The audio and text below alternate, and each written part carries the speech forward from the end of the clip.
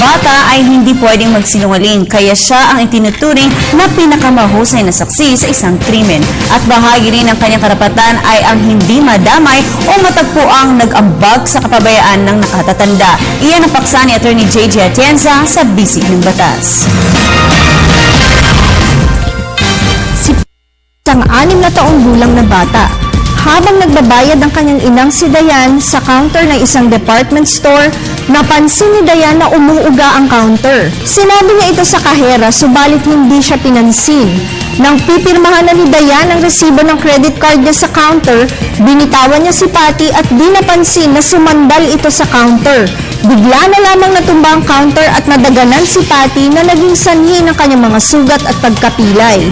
Ayaw sagutin ng department store ang gastusin sa injury ni Patty. Sinisisi ng department store ang bata dahil malikot daw ito kung kaya't nagiba ang counter at natumbahan siya nito. May katwiran ba ang may-ari ng department store?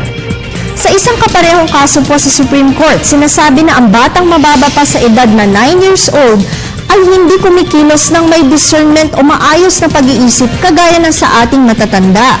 Hindi rin maaaring sabihin ang injury ni Patty ay dahil sa kapabayaan nito mismo dahil hindi po ine-expect ng ating batas na ang batang 9 na taong gulang pababa ay mayroon ng discernment o kamalayan sa consequences ng kanyang ginagawa. Hindi rin po maaaring sabihin si Dayan ang may sala dahil sinabihan na niya ang kahera tungkol sa mabuway na counter at ang pagbitaw ni Dayan ay expected dahil sa pipirmahan na niya ang resibo. Kung mayroon mang negligence o kapabayaan dito, hindi si Dayan o si Patty, kundi ang management ng naturang department store. Mag-email lamang po sa ptv4newscenter@gmail.com. Ako po si Atty. JJ Atienza, ang inyong bisig ng batas.